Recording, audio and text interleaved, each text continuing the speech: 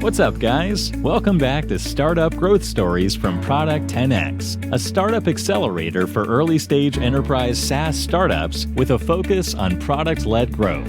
If you are an entrepreneur with a great idea or a founder with a super early-stage company, you are in the right place. Stick around to get insights from other startup founders and learn from peers. Good day. I know you are a leader in the healthcare industry, and there are a lot of lessons that we can learn from you, and especially all the startups. And today, what we thought is to really understand from you on what you do at this point of time, and then your connection to the healthcare startups for sure, and then really bring in those insights.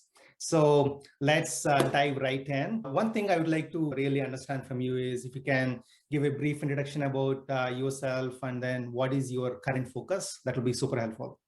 Sure. Yeah, so it's wonderful to be here with you, and thank you for the opportunity. I have been around the healthcare space, primarily in Pennsylvania, for my entire career, which at this point is just about 13 years. 9 of those particularly were in a regional healthcare system in Northeast Pennsylvania, where I had the privilege of working on projects and leading initiatives, all in the space of innovation, transformation, business and network development, government relations, strategic planning, community health, and community engagement. And particularly being in a community regional hospital, you have to, in many ways, initiatives and projects are oftentimes startup type environments. And some of my most fondest memories are particularly in mobile health and also with urgent care type of models, which I'm happy to talk about, leading the adoption of those types of things, as well as new projects. I think the other thing I would comment on is particularly in my work today, which is not too dissimilar from what I did even in my hospital days, is a lot of work with government at both the federal, state, and a local level, particularly around public-private partnerships, finding ways to ensure that for government to be successful and effective, you have to have business and industry involvement. And there's a really good labor of love that can occur when that's the case. And that's really the bread and butter of the work that I've done and always continue to do today. Wonderful. So the one thing that I'm really excited about is I have actually previously done some of the PPP more in the public infrastructure side of it. But can you talk a little more about the PPP, especially in the healthcare, and then how does it relate to the current times? Yeah. So yeah, when you think of the current times, it's hard to not comment on COVID-19. And I think in this public health pandemic, the P3 model of public-private partnerships in many ways has been what has sustained a lot of governmental effort. So if you look at a national level, certainly you've seen one of the organizations that I have the privilege to serve on is the National Health Equity Task Force, which was developed out of the Health and Human Services and as well as the CDC. And it brought together thought leaders from academia, healthcare, individuals that have worked in health equity and public health pretty much their whole career, to really make sure that we're doing everything we can to deal with the health inequities that our country faces. And so when you look at a P3 model, it can be everything from engaging a product, particularly in these times, to deal with issues like social isolation, to take older adults. So in Pennsylvania, for example, as we worked through COVID, social isolation became not just for older adults, but in many cases, it was important that the behavioral health of our older adults who used to be able to go to senior centers and who used to be able to see their friends and family were now literally cooped up in their homes, sometimes with a loved one, sometimes by themselves. And they had no access to technology at times or had no realization of what life was in some ways before this pandemic. And you've seen a lot of companies and sometimes startups that have been able to say, hey, we got a product. How do we work with the Pennsylvania Department of Aging or Pennsylvania Department of Health to roll that out? And a lot of times that can be more difficult when it's not a pandemic, because certainly you have to go through procurement and those types of things. But in these times, it can be a bit easier, but it all comes down to relationships. And the other thing I would say is it also comes down to the story. I see. Especially in those kind of situations with the PPP, and there is a system that is developed with the governments and then in the public sector for sure. And then there is a lot of innovation that keeps happening in the private sector.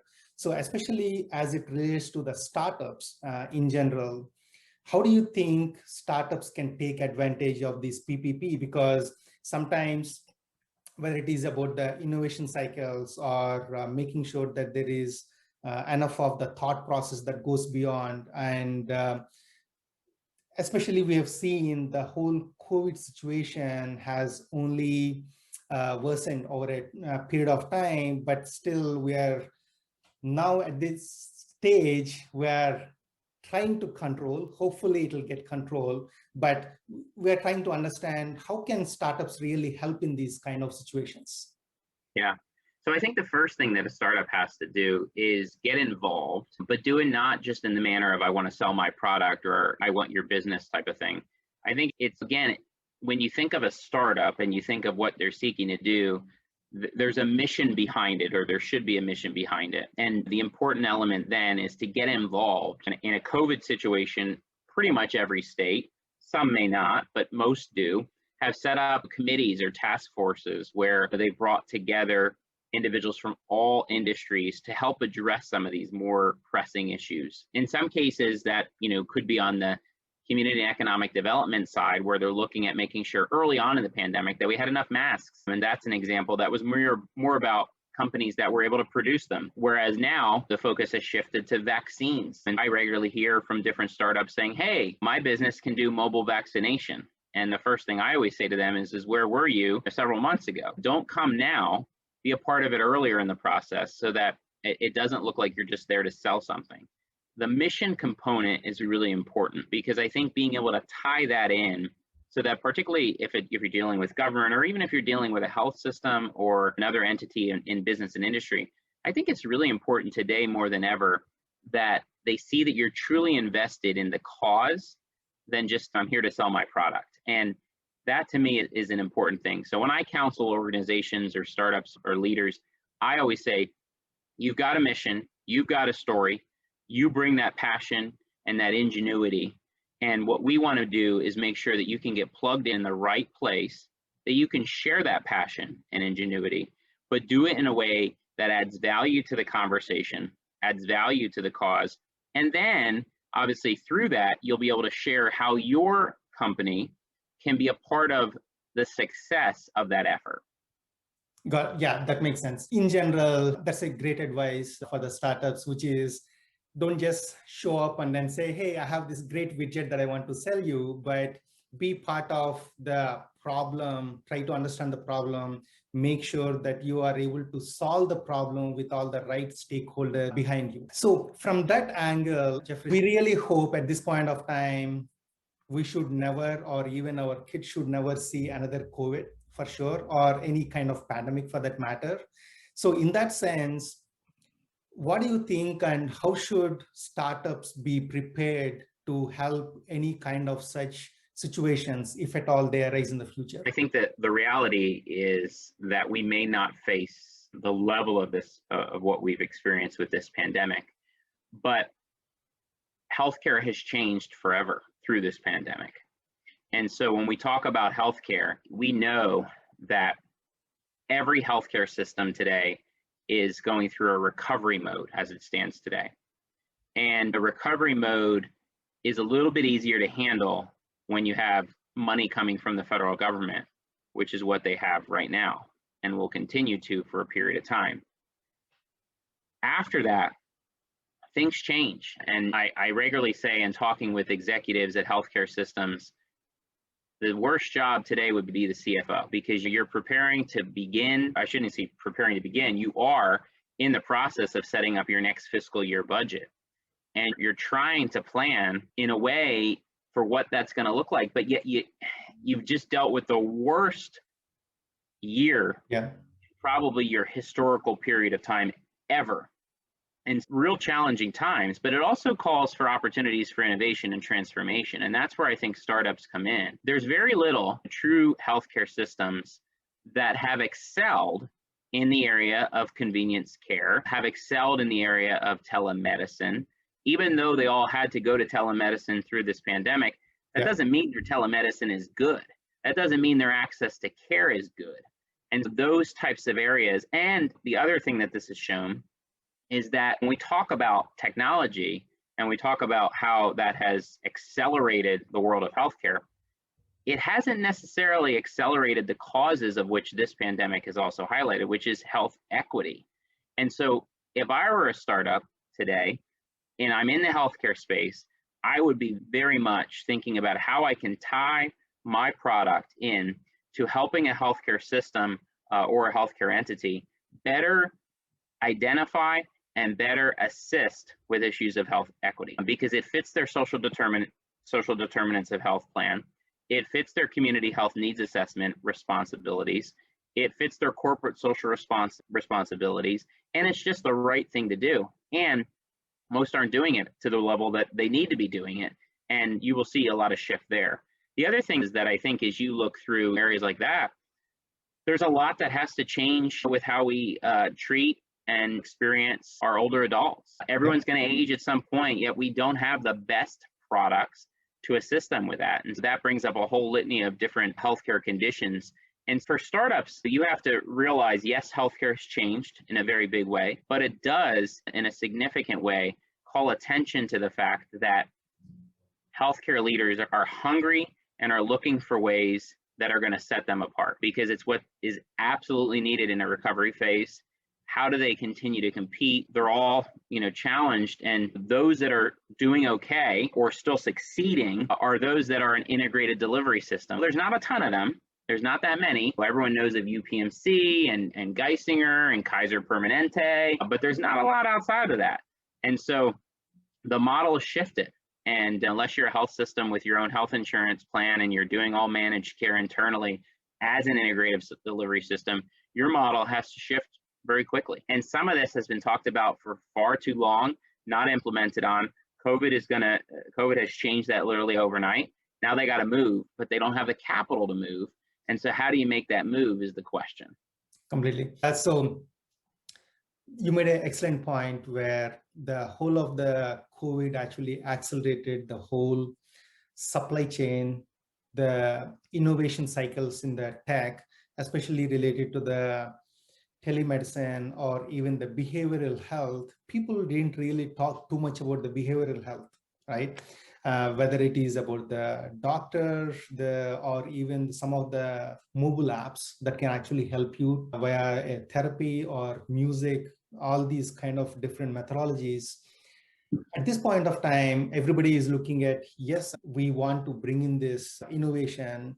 And one of the challenges that, or rather several of the challenges that startups face, Jeffrey, in this scale, as you very well, is the innovation cycle from the technology standpoint probably are not that long, but the validation cycles are longer, which is to say, once I know that I have this one particular app or a device or a therapy, for example, to really understand that this works with a good set of sample people, it's really difficult to get that validation done. And then naturally, because of the nature of it, the whole healthcare system itself is a bit of risk averse in that nature. Yeah.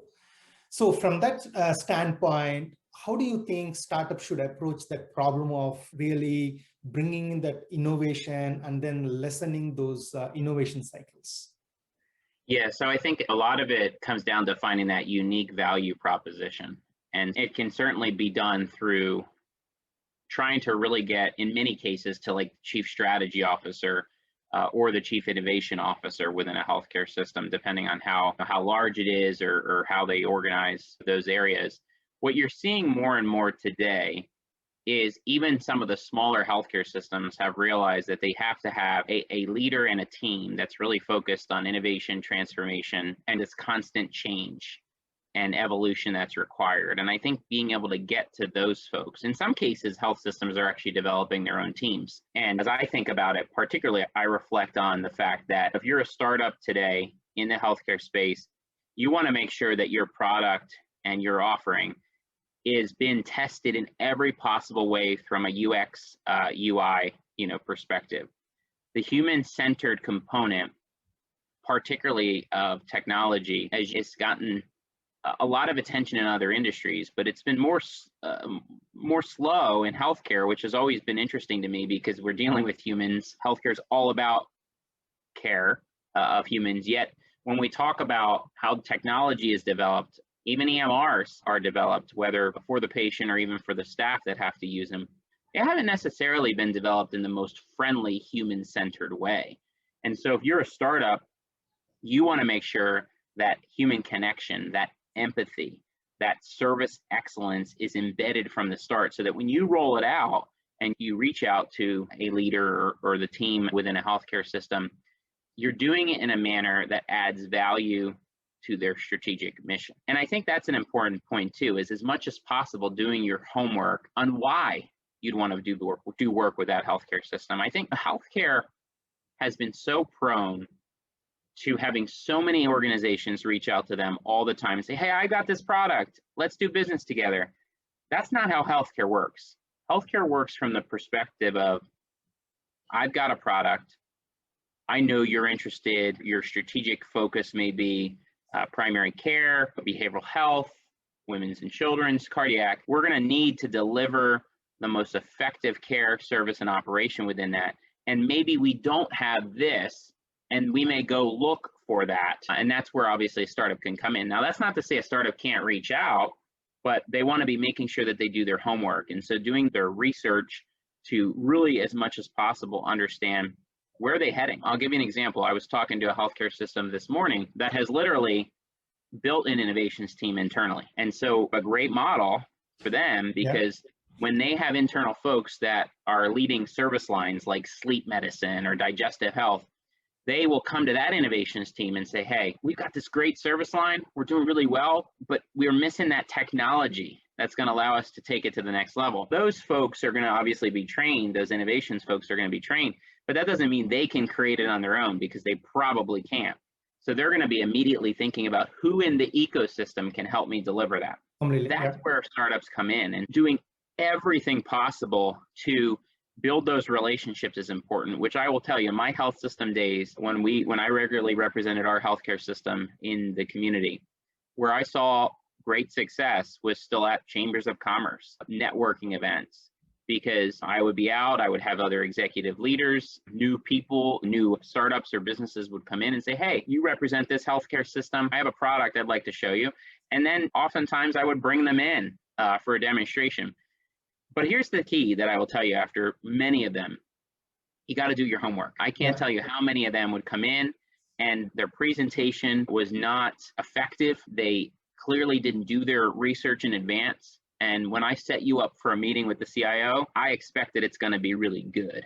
And I think my advice to startups is, particularly today, if you're going to get that meeting after you've had maybe a networking interaction, you go in with the most effective, polished presentation, and you demonstrate that you have researched everything that you can get from a public-facing website, so that and are prepared to not only answer every question, but to impress every individual that's in that room, because there's a lot of other people out there that they could choose to do business with, and you want to be the one that they do.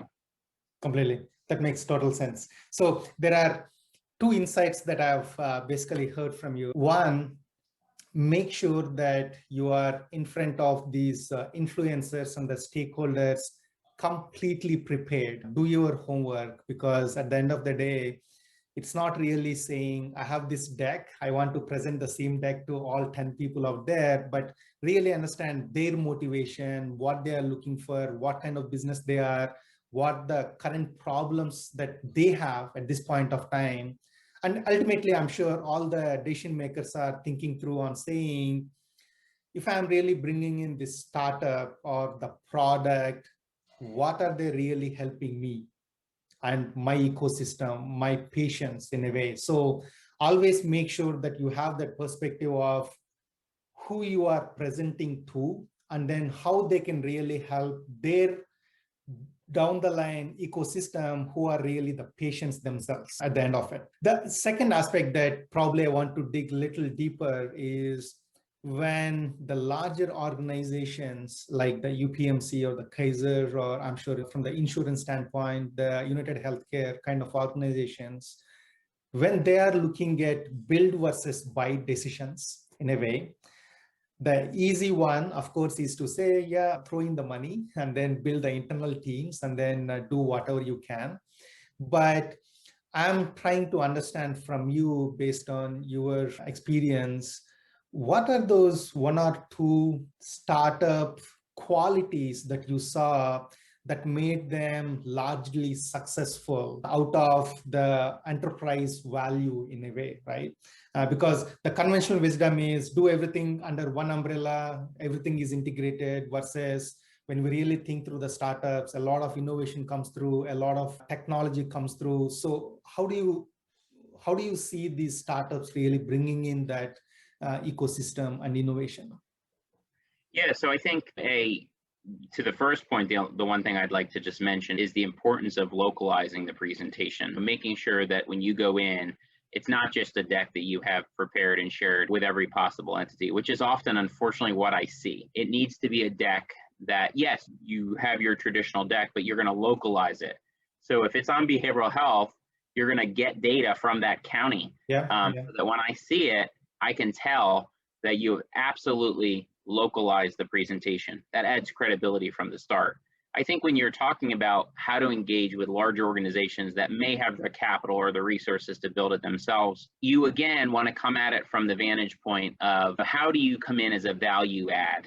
Because I think oftentimes larger organizations may be of the mindset that they could build it on their own, but oftentimes they may not truly have the talent. And so I think, again, if you're able to get in the door and have that conversation, I think how you have to make sure you articulate it is that you're going to work just as if you were an employee of the organization. The work you do is going to be integrated within all of the members of the team. That's really important because when you think about the risk-averse culture within healthcare, they don't like to lose control. If you look at the healthcare models of the 80s and 90s and even today, they don't like to lose control. And so if they do a contract, they want to still make sure that they have the management of that contract so they can eliminate the risks and they can see that it's a successful thing. And so I think that the key there is articulating right off the bat how this is a value add. We're going to work full integration with your team. We're gonna make sure we have outputs that are expected and agreed upon, but we're also going to have measures that we're going to make sure we meet and match up to. And I think that's really important. And the other thing is, again, do your homework, because if it's an organization that uses lean methodologies, you want to go in with that thinking already into how you're going to approach it. If it's an organization that maybe is not as risk averse and is really more innovative in their approach, then you can go in with that type of thing. And that's where, again, the key is really important to think about how you can engage with them. Every healthcare system has to do a community health needs assessment. And oftentimes I think startups miss an opportunity because they could be part of that effort, and they could be part of it from sharing their experience, their expertise. And then at some point they may have an opportunity to take that to the next level. And that's actually how I saw and learned about many startups in my healthcare career, was through our more public facing work, because we would be out, we'd be doing the work, and they just would come up to us. And honestly, I preferred that over a cold call any day. Now, obviously, we're still mostly remote in these times, so that adds a little bit of a challenge. But I think, again, doing everything you can to still find those opportunities to engage is still going to be more effective than a cold call or a cold email, because it's just so easy for that to get lost in their email system. Whereas using that connection, using your LinkedIn, using your network as much as possible, that may help you get in, the door opened, is going to be really important. Got it. That's wonderful. So now I'm thinking about it. I'm wondering, there are so many startups out there, and especially I think the whole digital health is overly used. It's such a broad topic, right? It can be anywhere from thousands of subsegments to one big thing. But from your point of view, where do you see the next generation of startups in the digital health ecosystem coming in and contributing? And especially, I want to stay on the topic of the health equity aspect of it. If you can provide some thoughts on that. Yeah, I think without question, the behavioral health space is still very much growing. And the move that has occurred with COVID to, for the very first time, truly have telepsychiatry and actually have it be reimbursed is a pretty significant move. Now, whether that continues post-COVID, we will see. Hopefully it does, because I think the model has proven that more rural communities and other communities that they haven't necessarily had, they've never had, quote unquote, the access to an in-person, but at least now they have access and it's a reimbursable service. So I think without question, the behavioral health space is very much going to be an important area. The other one that's really interesting is you were seeing more and more healthcare systems really start to think about these human-centered components. And so, you're seeing more and more of them think about how they can 3D print hearts and lungs to really get at how they should improve the care and quality that they're doing. And you're seeing a lot more work occurring in those spaces, which then gets to training. And there's a lot of opportunities you're probably seeing a lot with virtual reality. That's an area that is just booming in healthcare, whether it's medical simulation or not. There's a lot of virtual reality studies that have also talked about the impact that virtual reality has on dementia patients, on Alzheimer's patients, helping them. In fact, during the pandemic, some organizations have effectively used VR to help them have interaction, because you know what? They couldn't interact with other people. They put on the goggles, they would send them into a VR exercise, and that VR exercise actually could have brought them back to childhood, depending on how it was done, and allowed them to experience something that made them happy. There's a lot occurring in that space. I think in the health equity space, you're seeing more and more about this idea of, particularly in the world of connected care. But You're seeing significant investments within organizations like Unite Us, and there's obviously other competitors. But the reality of it is that that's such a big space, and not all healthcare systems may want to work with one entity when it comes to that. And the connected care model, helping individuals ensure that as they enter the healthcare system, and then they get into the system, and then as they exit the healthcare system post-care provided, that if there's a referral made or if there's services rendered that need to go on beyond that quote unquote healthcare visit, that it happens, and that it's a closed loop system. There's a lot of room when you think of how large this country is, particularly in that space too. And if it's done with health equity, particularly in mind, very important. And then the other thing I would say is, as we talked about earlier, this real focus on care that is really delivered around the patient in the space of wearable medical devices and those types of things will only continue to grow, because people have seen it during this pandemic, that they haven't had to go see a doctor, that they've been able to use what their Apple Watch tracks, send that to their doctor with their EMR, and have that experience. However, some have not had as good of experiences, and the pandemic has shown that in diabetes, unfortunately, we've actually taken a step back because they couldn't see their endocrinologist, and now they're having to have amputations. And so if I were in the startup world, I would immediately be thinking about what is the future when, again, certain communities don't have endocrinologists. Is there something within telemedicine that would still allow us to have a more effective model, so that if, again, whether we face another pandemic or we just face bad weather or we face something else in our society, what do we need to do to ensure that does not happen again? Because here's the sad thing. This pandemic happened. No one obviously knew that it was going to happen in the way that it did, but yet it happened. And truly, was our healthcare system prepared to go telemedicine? Probably not. Most weren't. And now we're in a situation in 2021 where you still read articles that say telemedicine is the innovative thing to do. No, it's not. You missed the boat. Telemedicine was the innovative thing to do in 2010, 2009, 2008.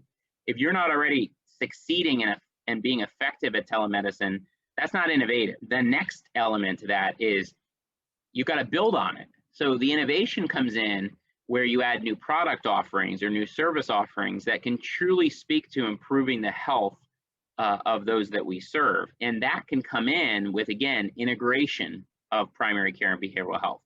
The VA historically was the most innovative when it came to the integration primary care and behavioral health. We still haven't moved to that model effectively within our healthcare system.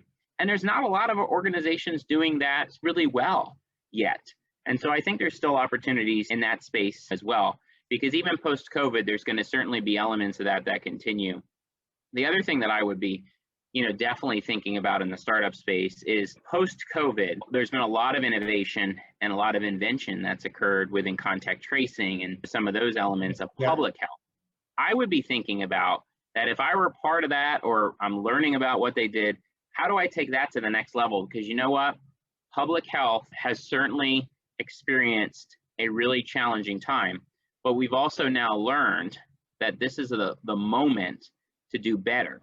And so as we think about the future of public health, I think in the startup space, we should be thinking about where can startups help expedite that when we know the workforce issues are only going to remain.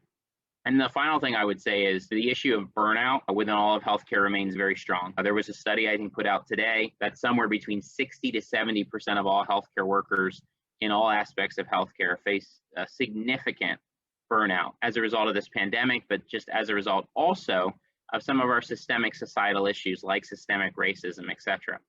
And we're going to be heading for the next few years that are going to be really challenging because the baby boomers are going to retire. We're seeing a lot of younger people who have entered healthcare with passion leave because they don't feel that they've been supported during this crisis. And I'm not blaming the healthcare systems alone. There's others, government as well, particularly over the last 4 years, has opportunities where they could have been more effective and done better to prepare for this pandemic. But we need to be thinking about that too, because we need to be thinking about what it is that can contribute to a happier workplace. Because if we don't, we will be in a real challenging situation at all levels of healthcare.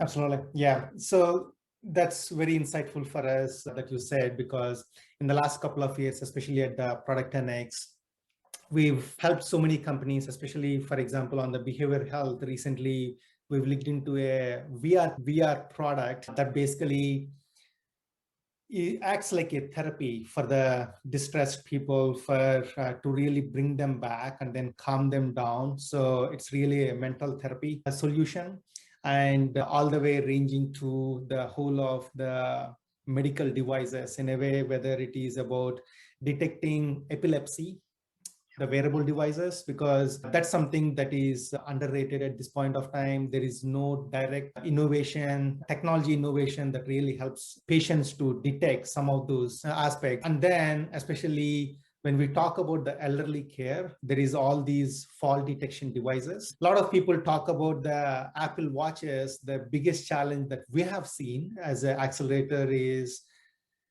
the fact that there are so many other things that I can do with my Apple Watch. For an elderly senior person, it is not easy for them to do one thing alone, which is to manage their health. So that's really where we've been focused on in the last couple of years. So as a sort of closeout comment, Jeffrey, what do you think, and how can startups and accelerators like us, we can help the whole journey of the startups and the healthcare system in general?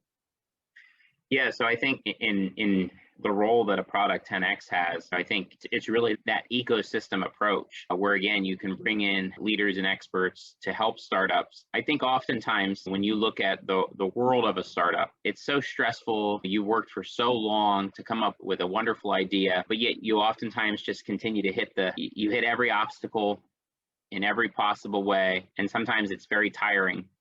And I think particularly in a startup atmosphere where you have an accelerator, you have experts that have served in similar capacities that can help you along the way and can be a sounding board, but also can help you get to the right people. And my advice always to startups is if you have the passion, you have a story behind that passion, you have a story behind the product or the offering, don't let any obstacle stop you. Even if you get before a healthcare system and you think it's looking really good and you hear that they can't do it at that time or they're not interested at that time, that's a win still. Even though you didn't get the business, you did get in the door. And if you left a positive impression, there's a good chance that in the future that's going to happen at some point. And you're going to learn from every opportunity and every interaction that you have.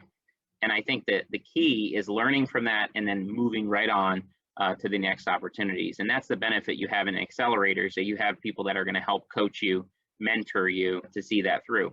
The other advice I always give startups is remember flexibility, because while your product may be, in your case, as you were sharing before about epilepsy, your product may be grounded in epilepsy, but you're going to be in conversations with individuals that may have a need in another neurological area.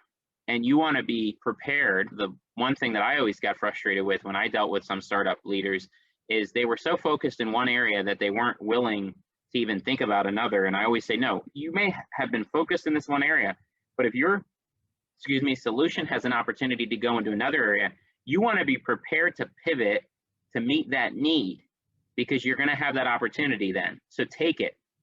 And I think that's an important element that I always try to counsel startup individuals.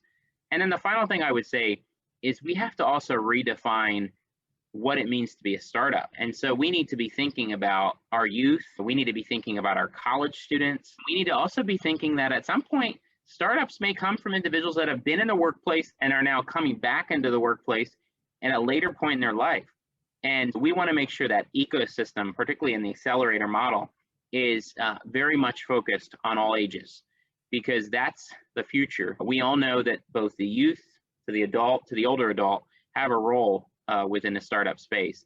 And we have to make sure that our programs and the support that we provide to them is inclusive of that notion. Absolutely. Thanks a lot, Jeffrey. At this point of time, I do know that we have talked about wide range of topics for sure, and very insightful, and looking forward to have another such great discussion. But for now, thanks a lot for that.